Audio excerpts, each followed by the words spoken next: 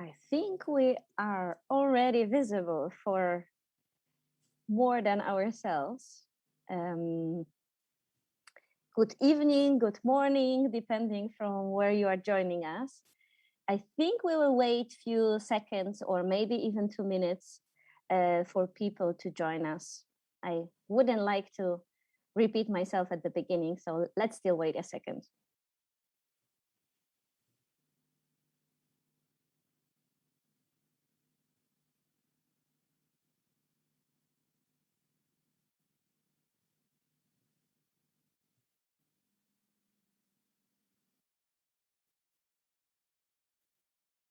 I will be watching the Facebook chat, so if you can let me know that there is somebody out there and that you can see and hear as well, that would be very helpful.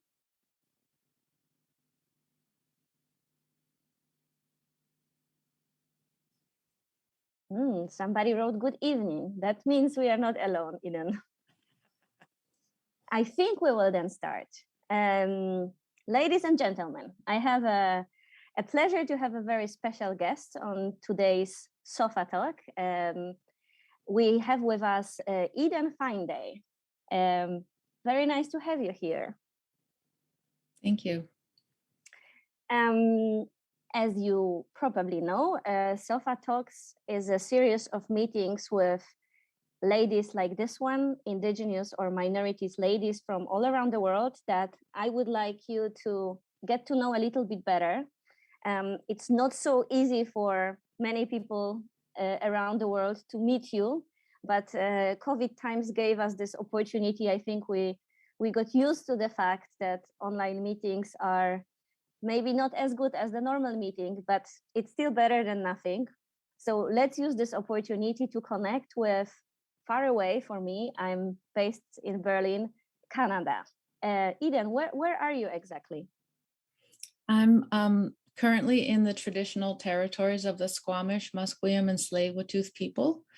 That is now known as the Vancouver area of British Columbia in what is now called Canada.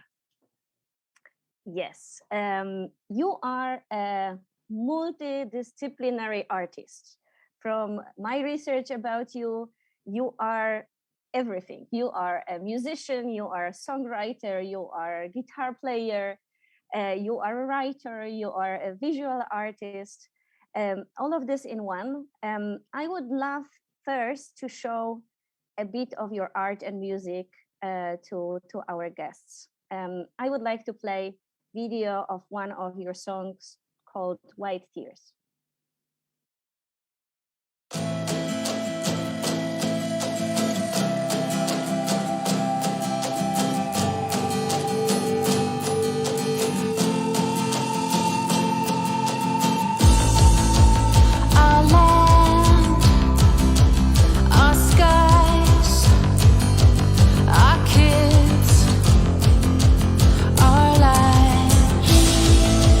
Black rose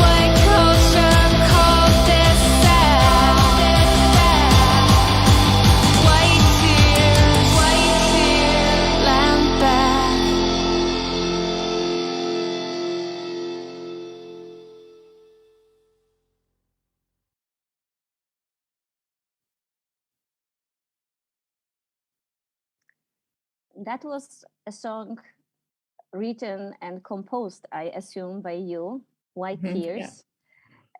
Eden, what is it about for you, this song? I had been asked to, I hadn't performed in a number of years. I stopped performing for a while because I was dealing with a lot of anxiety, and I was getting stage fright and forgetting my lyrics, and my heart would be pounding.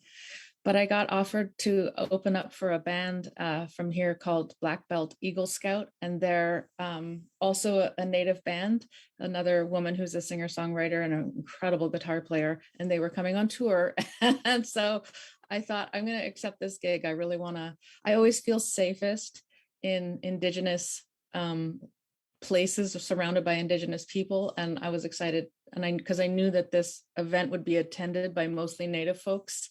So I felt safer, like it's okay if you mess up, these people understand me. But I decided to write a new song for it. And so I just wanted something that expressed, I guess, just a statement on being an Indigenous person in North America now. And so, yeah, talking about the beauty of the land and the beauty of our culture, and then the horrifying things that we endured, like having our children stolen, and then all the pain and the trauma that was inflicted, but how now we're coming to a point where all the ugliness is getting uncovered, literally and figuratively, and these beautiful new truths, or old truths rather, are being heard for the first time. I think we're at a shifting point. And so I wanted to also have that sense of hope. It's like, we've come back. We know that the culture that they tried to impose on us is not good for anybody, not even them. That's why I said white culture cul-de-sac.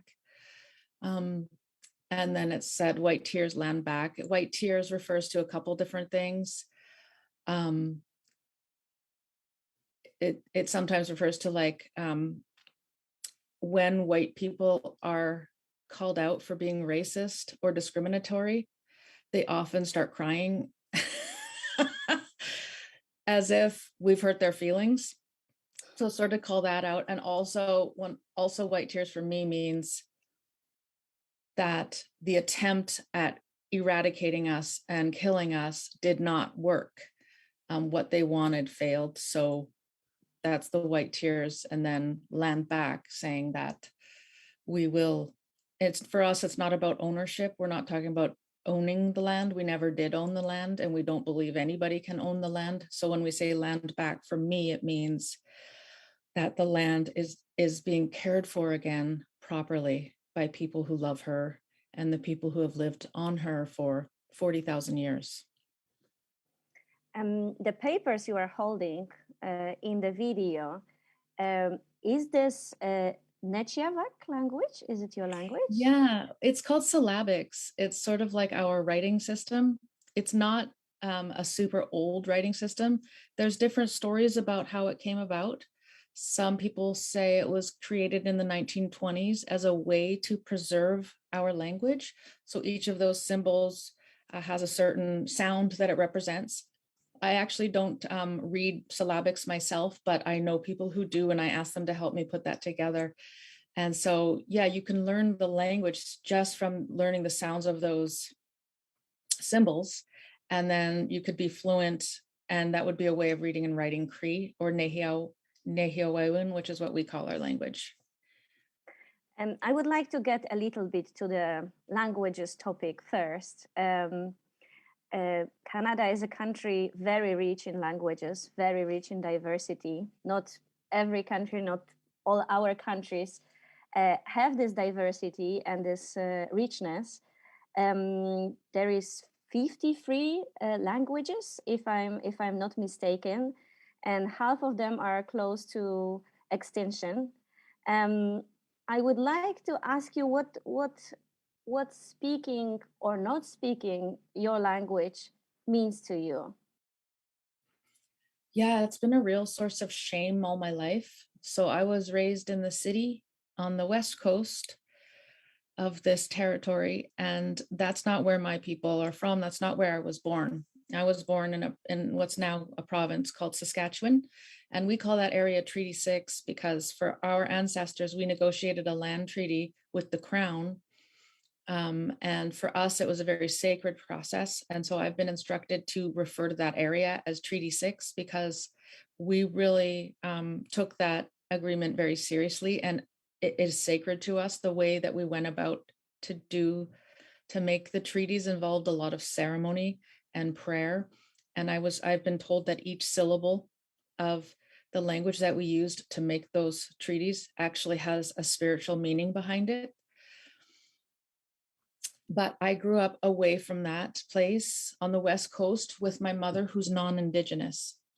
And so I wasn't exposed to the language, except when I finally got in touch with my father's family when I was 14. And that's when I started going back to my reserve and meeting all my cousins and getting to know my granny. They would speak Cree around me and I couldn't understand. And I only saw them a few times a year. So there was never an opportunity for me to be fully immersed in it enough to learn it. I am now finally at the age of 47 taking a Cree class, and it feels so good. But I think for a lot of Indigenous people in Canada, not knowing our language is a really painful thing. It makes us feel A, like we're not Native enough, B, like we're disconnected from our ancestors, and also disconnected from our home communities. So yeah, it's a real painful subject for a lot of people. And it's true that there are many languages that are on the verge of extinction. And that's all because of colonialism and the residential school system.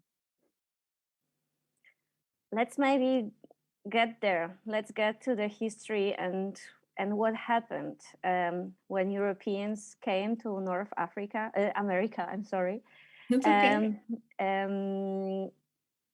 Because they went to North Africa too. Yes. Well, they went everywhere. Yes. How did it start? Please remember that maybe not all the people watching us might know the facts. How the residential school system started and how all the assimilation policy was created. Yeah. So when the Europeans came here and they wanted to claim it as a country, so they called it terra nullius, they pretended that no one lived here, so that the king at the time would give them the right to be here and claim it as their own on behalf of the crown. As Canada became a country and then was trying to unify. So it started out as a small area, and then they wanted to include all the rest of the northern half of the continent to be one place called Canada. There was a problem. There were a lot of Indians and they had to get rid of the Indians. So for them, our people and our villages and our way of life was just a problem to be eliminated. So they decided to get us all onto reserves first. So that's when they built the railroad across the country and they killed off all the buffalo to starve my people and force us onto reserves. So we were forced to make those treaties. And then, thank you, baby. And then after that, they decided they couldn't kill us all physically, but so they decided they would kill the Indian and save the man. So the idea was to destroy the culture that lived within us. And so they came up with the idea of residential schools, and it became a national policy in the very early 1900s. There were hundreds of residential schools built. And what they did is they removed children from the home forcibly from the ages of 4 or 5 or 6, and sometimes until their late teenage years. So kids could be gone anywhere from 3 to 4 years or up to 10 or 12 years. Sometimes these kids were allowed to come home during the summer. Sometimes they weren't. My dad says that he wasn't allowed to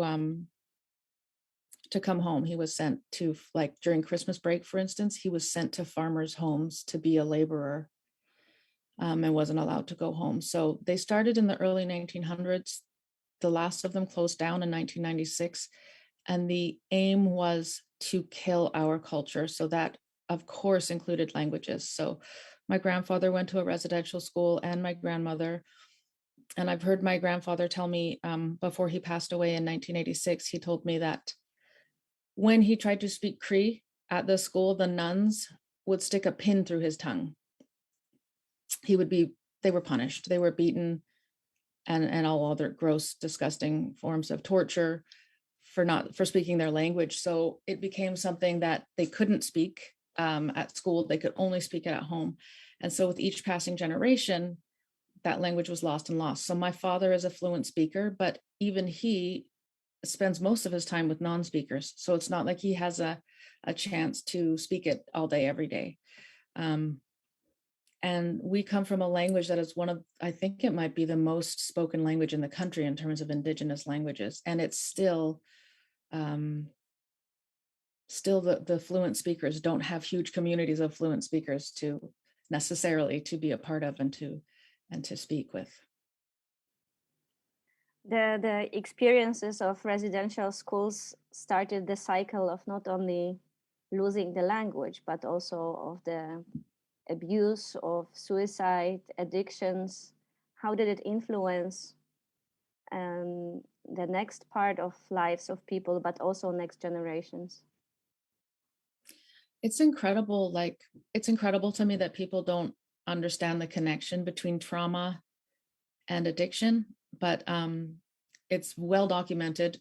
There's been lots of studies about it. People know, in the scientific community and the medical community, people know the relationship between trauma and addiction. But the thing is, these schools were not just unpleasant. They weren't just, oh, I miss my parents. It wasn't like going to a boarding school in England. We were starved, like quite literally starved. We were fed very, very, very little. In some cases, the Canadian government did experiments to find out how little nutrition it takes to keep a child alive. And they kept reducing our nutrition to see how many people would die. There were schools that there was literally government sanctioned experiments on nutritional experiments on. We were raped. There was a lot of sexual violence. It was endemic. There was nobody at a residential school who wasn't either violated themselves or witnessed to it or had someone in their family that was a victim of it. It was what they did to us. I feel like it was like their unofficial policy, because we weren't human to them. We were beasts. So they had no respect for us, and they didn't understand our culture. So they didn't understand that we are incredibly spiritual people. They thought we needed their God. And then there was a lot of physical violence. So, I mean, it's horrific. I could tell you some things my dad has told me, but there's no need to go into specifics. Just know that these kids were beaten severely. More than one child died from being beaten. More than one child died from being starved. People were chained up. People were locked in rooms for weeks at a time. Like, it was a horror, a house of horrors, a torture chamber for thousands and thousands of kids for almost 100 years. So each generation that left that residential school and went back to their home community, they were not okay. They were not okay. And they came back in the 50s, 60s, 70s, 80s, 90s, at a time when people weren't acknowledging that trauma and weren't helping people deal with the trauma. So when you're in that much physical pain, what you're going to do is try to not feel the pain.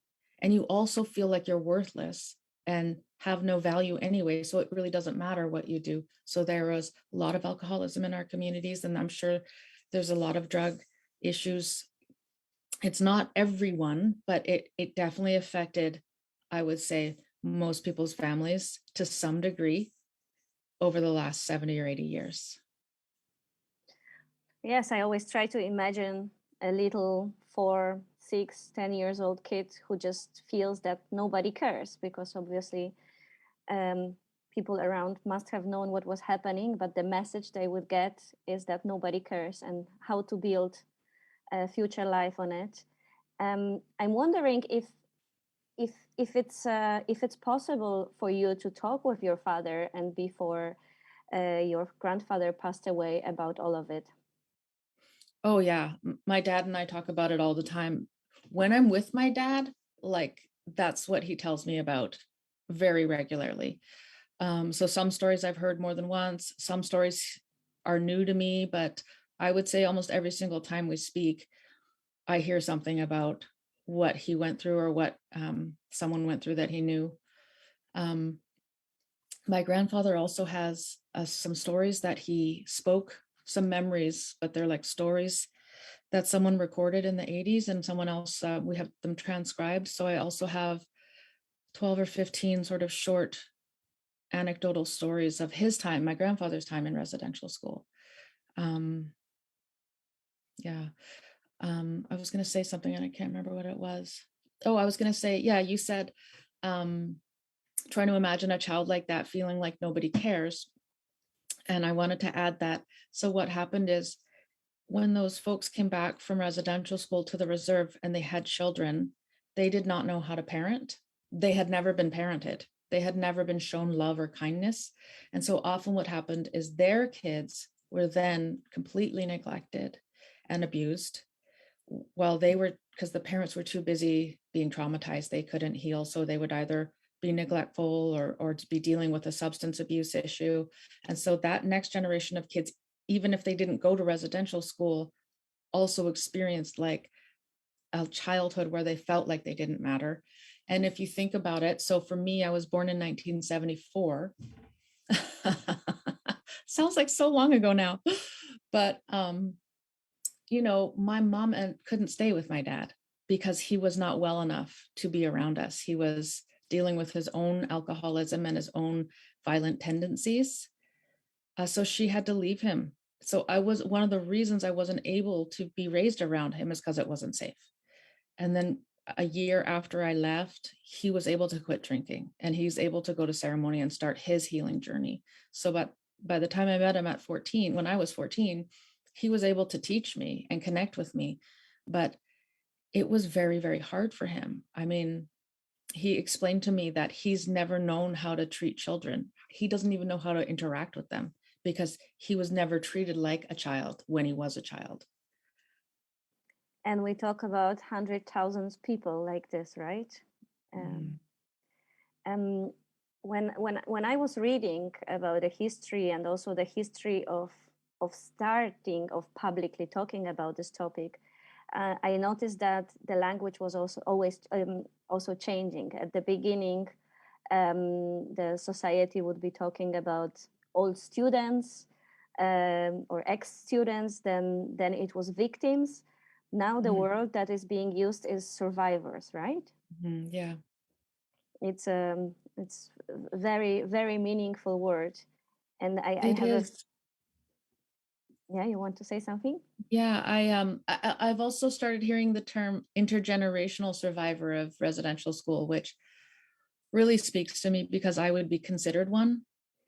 I didn't attend residential school, but my parents did, and I suffered trauma because of it.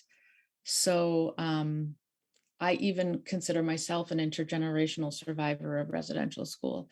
And so, yeah, I know that the language is evolving very quickly. Just as the language that we use for ourselves has evolved and the way that we refer to Canada, like I don't call it Canada anymore. I call it, these are our territories. They had place names 30,000 years before they ever had those names. Well, even Canada probably comes from an Ojibwe word. But yes, the way that we are spoken of has definitely evolved to reflect our reality. How should I call Canada? Well, that's the thing. We're not just one place. So there were hundreds of sovereign and distinct nations here. And there still are before Europeans came and put this thing on top of it. But underneath, we're still there. So we don't consider ourselves Canadians because that's too broad. I only can speak for my community. I'm considered a Plains Nehiyawewin person. I should say Plains Nehiao. I've heard my great-great-grandfather Finde say that we were the river people. So that's the specific band that we were a part of. And there are many, many, many different Cree communities throughout what is now North America, and they each have their own, might have a different dialect, a different governance system, different traditions, even different teachings, but they're all still considered to be Cree people. But that's one of like maybe like 100 or more. I mean, I read that there were more than 270 languages here when Europeans arrived. So that's going to speak to the diversity of the cultures and yeah. So that there's no really one word for Canada. It's where are you looking and whose territory is that specific place? But I can only guess that all of those groups welcomed with happiness the Truth and Reconciliation Commission when they started to work. I mean, it traveled around the country. It was a commission that and people would attend. Hundreds of people would come and listen, and then survivors would tell their stories. It was really hard though. They were telling their first person stories about what happened to them. So I can't say that anyone was really happy about it, but it did change the conversation. Can you tell a little bit more about this moment when it turned, when people started to talk publicly? Yeah, so it seemed to I never attended a single one of them, and to be honest, my mental health at that time was so poor. I don't think I could have handled it. Like, sorry, I feel a bit emotional, but I was already working for the federal government, and I was already reading some stories about what happened to us, and it was so painful. And I'm a very empathic person. I just didn't think I could even handle being in that room. Although now I wish I had. I might have felt more supported, to be around other people. But at that time, I was feeling very cut off from my community and other Native people. So I didn't even attend. But I do know that that's the time when the news on the TV and the newspaper started speaking about us differently. They stopped calling us Indians. They stopped calling us Aboriginal people. They started calling us Indigenous people. They started, talking about us as survivors. That's when all of that language changed. And do you feel that this country, Canada, is for real stopping all these whitewashing stories about the past? It's sort of being forced to. It's being forced to because now that the truth is out because of that commission and it traveled across the country collecting stories, and then it published all the stories. So now that the truth is out, governments have been called. So there were 94 calls to action that came out of the Truth and Reconciliation Committee. And one of them, well, there were many that involved education and governments, federal, municipal, provincial, all different levels of regional governments to do certain things. And the provinces were called to start including the history of residential schools in the curriculum. Because what had been happening is nobody knew about the residential schools. Like, I wasn't taught about the residential schools at school. I was taught from my dad. And I didn't hear about them till I was 14 when I met him and reconnected with him. I remember just 5 or 6 years ago meeting a 30-year-old man. He had never heard of residential schools. He was raised here. And that was in the middle of the Truth and Reconciliation Committee. Took 5 years to go across the country and collect those stories.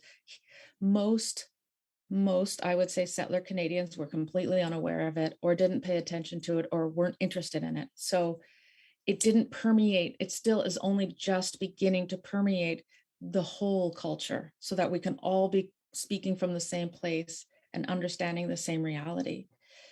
So I remember meeting that 30-year-old man, and I thought, I was so upset. I had a little breakdown after meeting him because I just thought, it's so hard to bear this pain, but to bear it alone just seems so cruel. Like, but now what's incredible is for the first time it's being taught in schools. So last year or the year before was the very first year it came into the British Columbia school curriculum. So my kids are now learning about it in school with the rest of their classmates for the first time ever. And that I'm extremely excited about, because I know that because see, kids aren't yet trained to be white supremacists or capitalists or racists. They're still kind and loving and innocent. They haven't had to go out into the world and make money under capitalism, or they haven't been trained yet in the ways of seeing and thinking and being like a colonizer. They're still little kids. These are 6, 7, 8-year-olds, 9-year-olds, 10-year-olds. We're teaching now, trying to do it in an age appropriate way, but teaching them about residential schools and about how Native people were treated here. So it gives me hope. I really trust kids. I have a lot of respect for children, and I know that they are very, very honest. In general, they haven't yet learned to lie. So my hope is that these kids will learn the truth. And then when they grow up, they're not going to be able to support the world as it is right now. They're going to insist on change, because they're going to be rational adults going, why the hell is this the way it is? It's not, there's no way that they, you know what I mean? Like, I feel like they will be as outraged as we are. All of Canada will be as outraged as we are when that generation that's learned about it in school is now adults and making decisions in the adult world and making policy and government and business. So I really have hope that now that we're including the next generation of children in the education about us, it will shift things dramatically. How much Indigenous people have influence in this, what is being taught in schools? I think it varies from place to place. There's certain areas of the country, I'm sure it's like that wherever you are. There's certain areas that are just more conservative, where people don't want to hear about anything that challenges their point of view. They have no sympathy. They're not interested in compassion. They like the old worldview because it served them, because they were benefiting from it. So here in Canada, we have a province called Alberta, is very what we would call right wing, lots of conservative people is the word that I think we would use here. And I just last year, they unveiled their new education policy for the province, and there was a huge outrage in the Indigenous communities because apparently it was terrible. And Indigenous people had been consulted, but the end product apparently was not good. So they've all had to go back to the drawing board. They're trying to redo it now. But I feel like wherever you are, it really depends on who's around you and how open they are to including us. So there's not a blanket answer for that. It really changes from community to community. But you are right. There is this hope, since the generation now is learning more, understanding more. They start from different place, all their journey. Mm-hmm. What is the most current situation in the topic of residential schools? I don't know what you mean by that question. Oh, yeah, I do. Sorry. Yeah. Okay. Yeah, it's pretty hard to talk about, but here we go. So for years, and especially during the Truth and Reconciliation, when survivors were coming forward with their stories, they were talking about the deaths, the kids that died, the kids that never came home.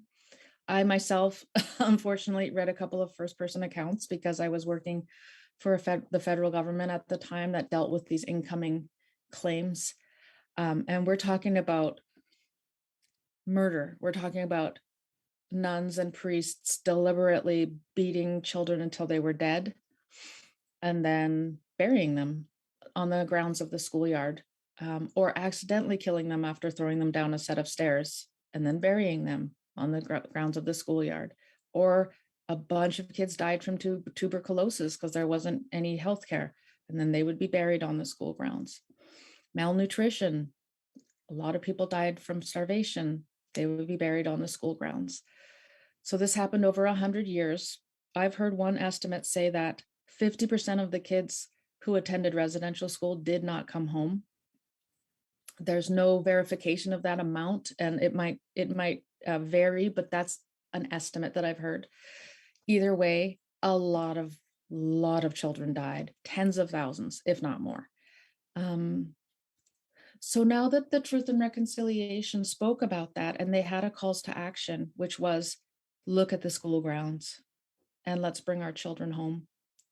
So people have started doing that very recently. The other thing that happened, before I go into the details, is that when these children would die, their parents were not informed. So often the parents wouldn't even be told until the end of the school year when their other kids were sent home, but the one child who died wasn't there, and they'd say, oh yeah, he ran away. These parents were not informed. They weren't treated like human beings. Someone didn't come to their house, knock on their door, say, sit down, I've got some terrible news. I'm so sorry to inform you that your son has died, and this is why. That never happened for us. It was literally, there was no point in telling us because we didn't matter, so our families didn't matter. So what's happening now is there's a movement now in a lot of communities across the country are looking on their school grounds for the bodies of the children that we lost. So there have been a number of findings. Last June, in a nation here in British Columbia called Tecumloops, at the residential school there, they did some ground penetrating radar. That's what they're using to look. And they found 215 bodies of children. And that really shocked the nation. That really made the news. It was very, very, very painful, though, for a lot of the elders that I know. It was so hard when that came up. And I spoke to more than one elder who said, they always called them babies. They'd say they found our babies, because that's how elders think of those children, right? If you're 7 or 10, when you're 90, a 7 or 10-year-old is like a baby to you. You know, you just see how little. And then later on in the year in Saskatchewan at Cowessess First Nation, there were 751 bodies, I think, or maybe 851. I can't remember, but it was a large amount. And then yesterday I heard that today there's going to be another announcement from a community here in British Columbia called Williams Lake. And so that's at 1 o'clock today. There's going to be another announcement. It's really hard when these things get announced because it's just so painful. And for us, it hits really deep. So personally, I'm concerned about a woman I work with. Her children are from Williams Lake. Her husband's from Williams Lake. So I know it's going to hit her. She's probably not going to be able to work this week.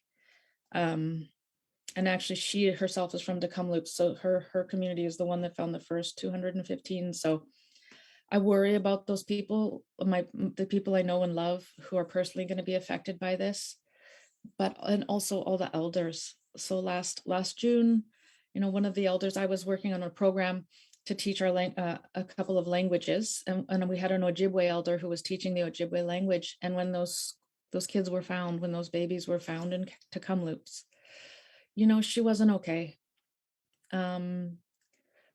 She really struggled, and about 2 weeks later, she died of a heart attack. And everyone told me, I've been speaking to her on the phone, she had a broken heart. She kept saying, my heart's broken. I don't know. She couldn't recover from that.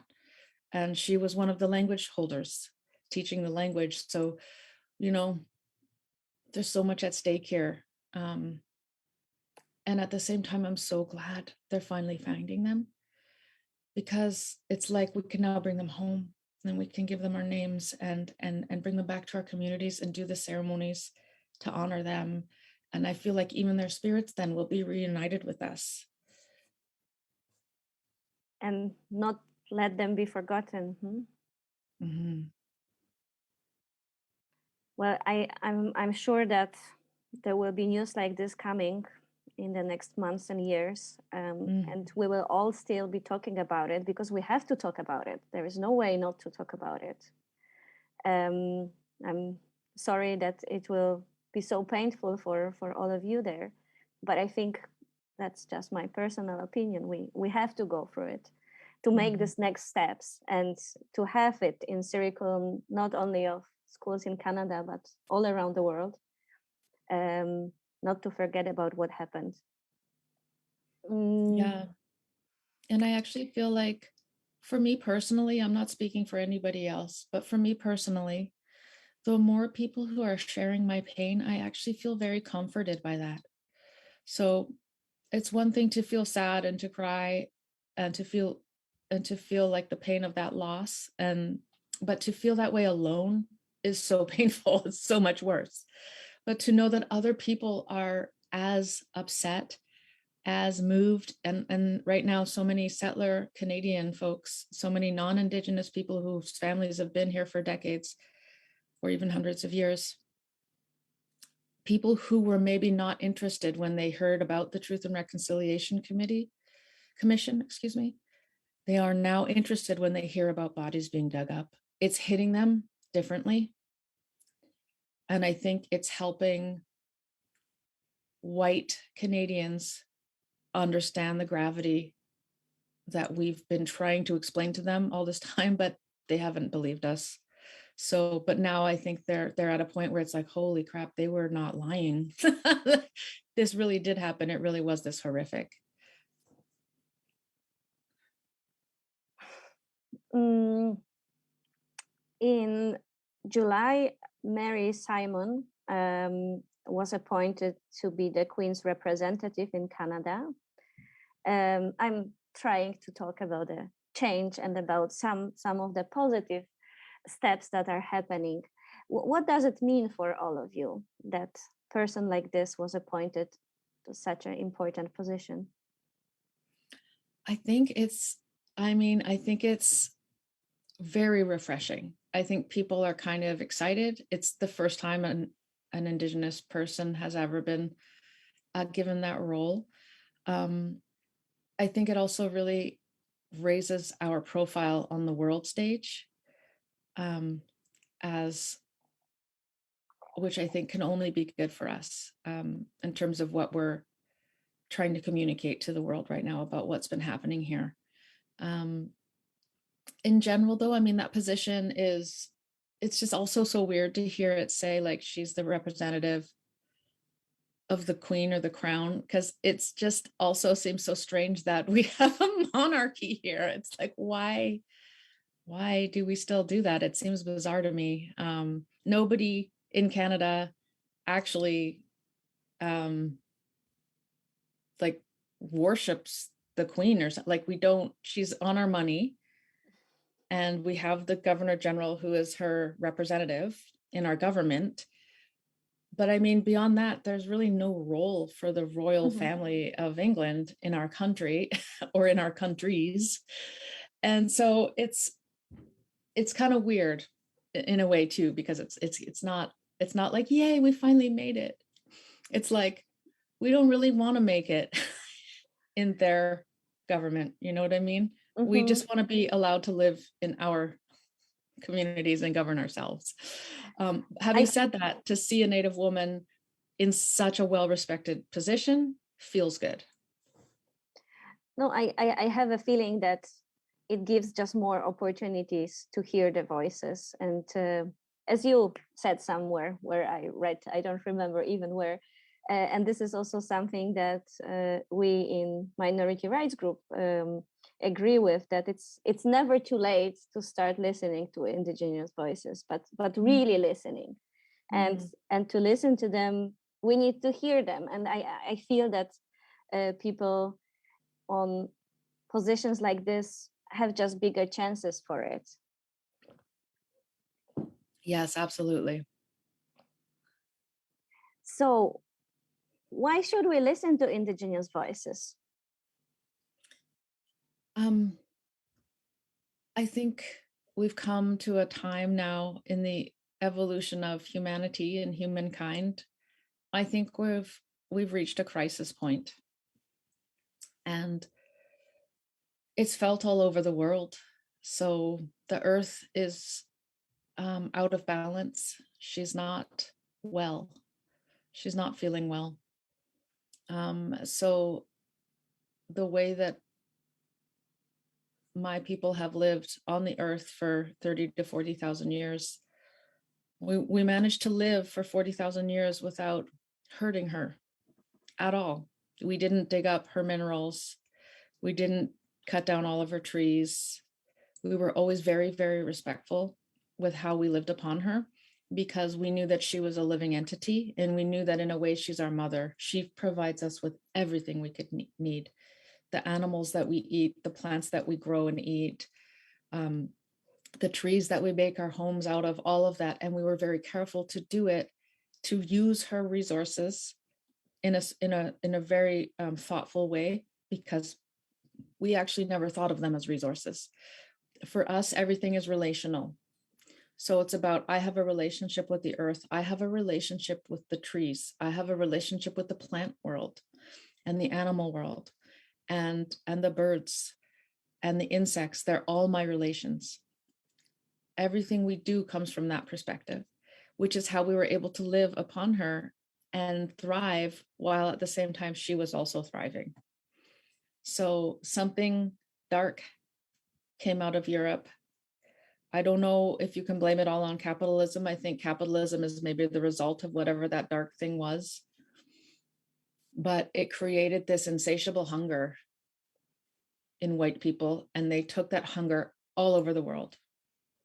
So now we are all starving all the time for more. I need new clothes. I need more money. I need more cars. I need more houses. I need to buy more things from Amazon, more. That's what's happening right now in humanity. And the result is the earth is not well. We've poisoned her. We've depleted all of her beautiful natural gifts. And so that's why we're seeing the weather events we're seeing now. And that's also why we're seeing a lot of the political unrest and the disparity, the poverty around the world. Everything's out of balance. We're not living in a good way, not with each other and not with the natural world. So I think what's happening now is non-Indigenous folks are starting to see that. It's starting to become unavoidable. They can't help but notice that the roads got washed out last December from the flooding, from the rock slides, because it wasn't cold enough. It wasn't as cold as it usually is here. So the snowpack melted and washed away part of our national highway. That's never happened before. An entire community here was covered in water, and it turns out it was a lake back in the day. And 100 years ago, they diverted that lake. They diverted the water because they wanted to farm on the earth that was underneath that lake. So they just thought they could move the lake because that's what white people do. Oh, let's move that. I want that soil. It's all about what we can get out of it. And it's all about, I am an individual and I am not attached or connected to any of this. So that's how they came here. They did that to that lake. And now the lake wants to come home. So when that flooding happened, the lake came back, but there were homes there. So this is going to be happening all over the world. And this exact scenario, these exact situations have been a part of many, many prophecies of Indigenous communities that I've been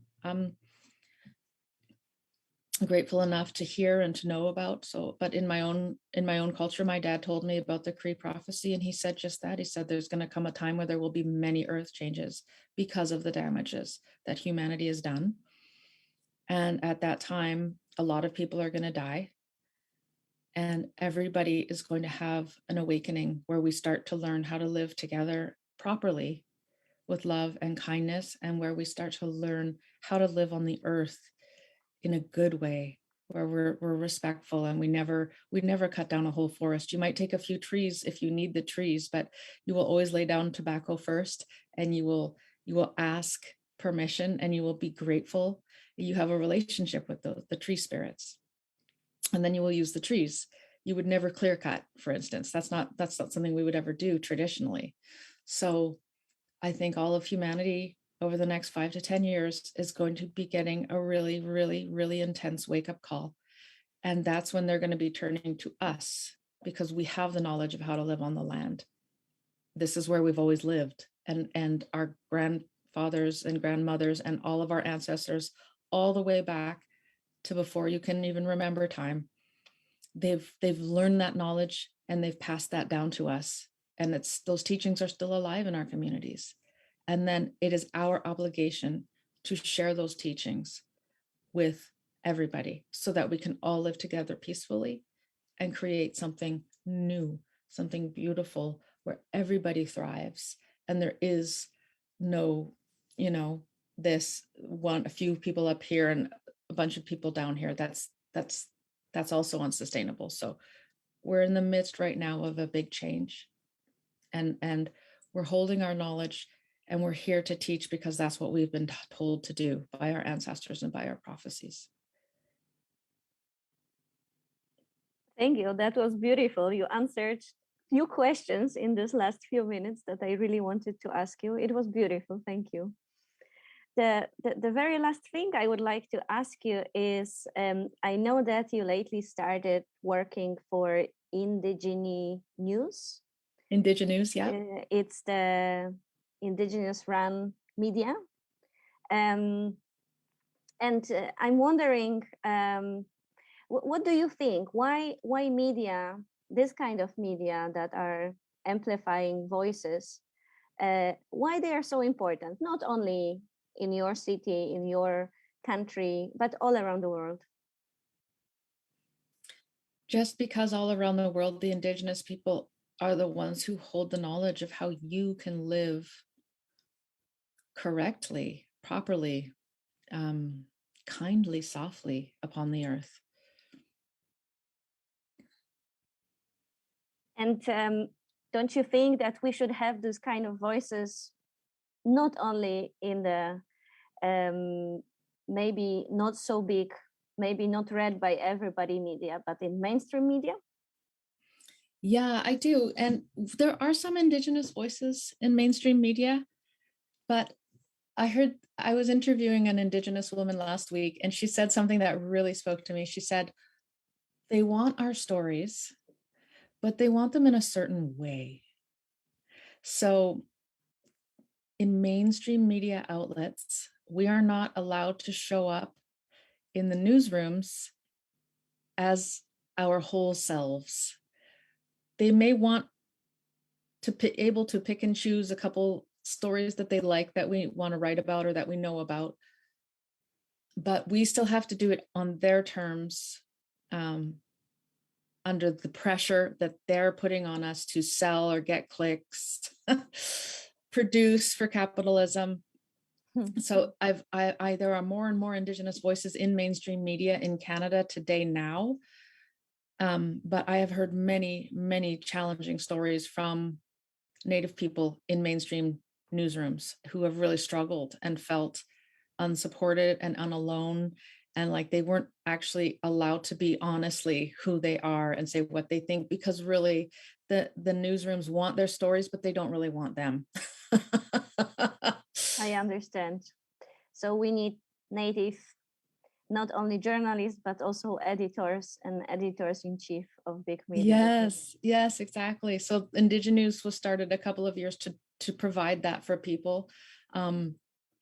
So now we have a team of Indigenous storytellers. We're not calling them reporters. For us, storytelling is a tradition that goes back since the dawn of time. And we take it very seriously. Storytelling in our communities is a very serious endeavor. You watch your words, you memorize a story exactly as it was told to you, and you only tell the story if you have been given permission to do so by the story holder. You would never tell a story that wasn't yours. So we have a lot of protocols around storytelling. And so we're using our traditional, even though there's a mix of different types of folks. I'm Cree, and the woman I work with is from Tecumloops, and there are folks from all over Indigenous nations in Canada. We're using what we have in common because we all have very similar worldviews and traditions. So where we have those commonalities, we're bringing them into the newsroom. So we don't call it a newsroom. We call it our storytelling lodge. Our editors, our story aunties, our story shapers are writers or storytellers.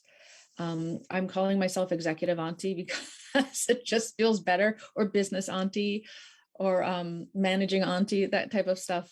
We're using that type of terminology because that's how we refer to ourselves in our communities. So in our communities, aunties have a really specific role. If you're a middle-aged woman, you're an auntie. And if there's a child in your periphery, anywhere in your circle of influence, you are responsible to that child. You help them, you protect them. Doesn't matter if there's blood between you. If there's a child in your sphere of influence, you are their auntie. That's how we see it. So we're able to bring more of who we are into this, and write the stories that uplift our spirits and showcase our wisdom and our beauty and our strength. And it's been beautiful to be a part of something that in such a dark time is creating something with so much light. I'm really grateful to be a part of it. Thank you very much, business auntie. Thank you for your time. Thank you for sharing with me and with all the people who are listening. Your thoughts, your reflections, your experience, your ideas. I wish we will stay in contact, and that we as MRG can be amplifying you, who you are, not a part of you. Yes, thank you so much. I'm really grateful to have this opportunity to connect with people around the world. We're so happy to be able to talk to all of you. So thank you. Thank you very much.